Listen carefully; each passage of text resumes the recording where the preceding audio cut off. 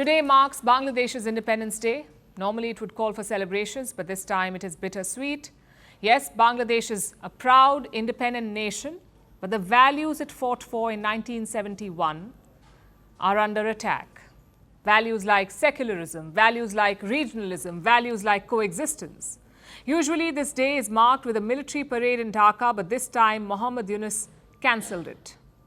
Why? Perhaps out of fear. Because the rumour mills are buzzing in Bangladesh. There is talk of a possible coup attempt. It began with an Indian media report this week. It claimed that Bangladesh's army held an emergency meeting on Monday. The agenda? To issue a threat to Yunus. Either declare an emergency or prepare for a coup. Now, both the army and the government have rejected this. Plus, Yunus has reached China today. He is on a 4-day trip to Beijing. If he was indeed expecting a coup, he would have stayed back to keep the army at bay. So that rules out the coup fears. Chances are this is more about the larger pivot. Yunus and company have been undermining the liberation legacy. The war in 1971, the genocide by Pakistan, the help offered by India, all of these are key chapters in Bangladesh's independence journey. But this new regime does not care about any of it, which is why New Delhi has given them a subtle reminder. Today, Prime Minister Modi wrote a letter to Muhammad Yunus, a letter to mark the Independence Day. Let me quote from what he wrote. The spirit of liberation war of Bangladesh continues to remain a guiding light of our relationship, which has flourished across multiple domains, bringing tangible benefits to our peoples. Now, this is an important reminder by India. Bangladesh may be pivoting away from its liberation legacy, but India is not ready to do so. It still sees the 1971 war as the guiding light for this relationship. This letter also shows that India is keen to repair ties, but Dhaka must take some initiative too. Consider Yunus's ongoing trip to China.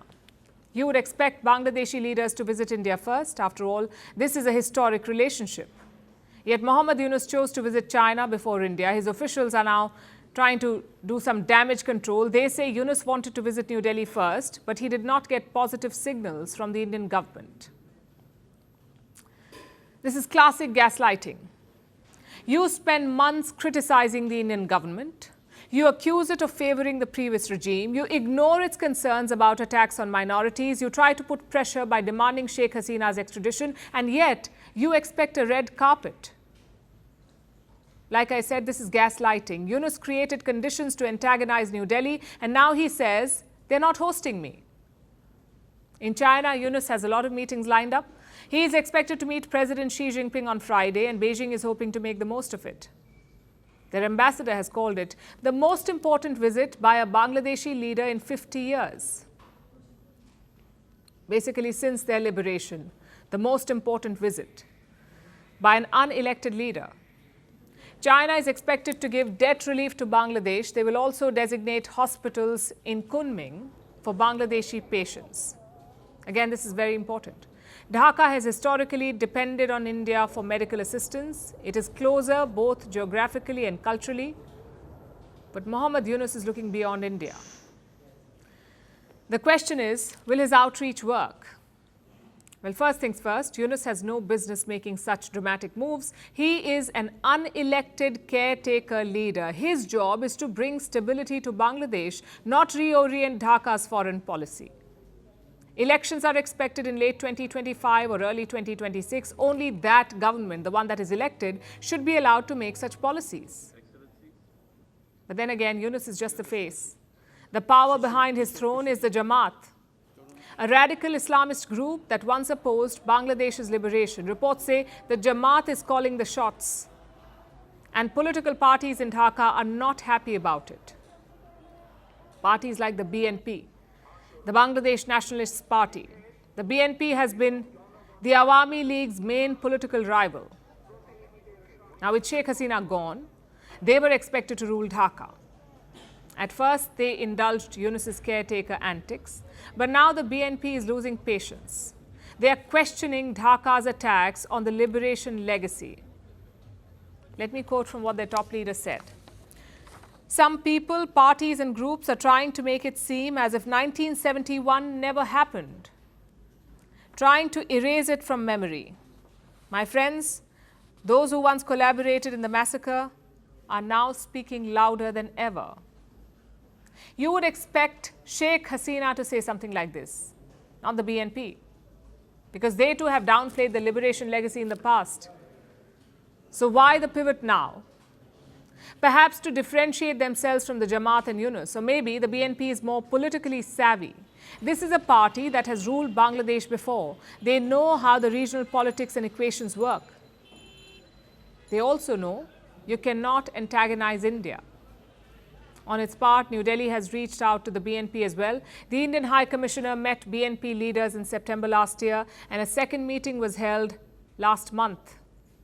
In February 2025, BNP leaders had dinner at the Indian envoy's residence. They later called it a candid discussion. Reports say India wanted to know about the ties between BNP and Jamaat, to which the BNP said they now worked alone. They also informed the Indian envoy about Yunus's pivot to Islamist forces. They said the liberal space had shrunk.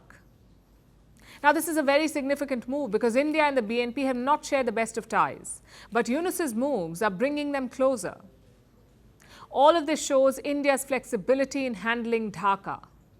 But it also exposes Muhammad Yunus's hidden agenda. I mean, the BNP has more reasons to hate Hasina than Yunus. Under her rule, the BNP chief, Khalida Zia, was jailed. Yet, the Bangladesh Nationalist Party is engaging with India and building ties. But Muhammad Yunus is not. It confirms what we have already said. Hasina is just a pawn for Yunus. His ultimate target is India. Greeting you with aloha and namaste. No, I love India. Presence, occupation of a territory by another country pertains to India. What we saw in Kashmir. How do you see Trump's America? Yes, the current administration behaves differently from the previous administration.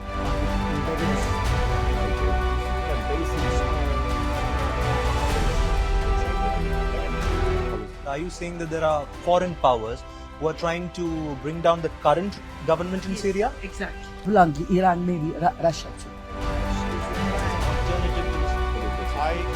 Prime Minister Modi committed to South-South, cooperation. Not over 50%. Is Ukraine prepared to pay the price for that peace? No compromises at the cost of territorial integrity and sovereignty.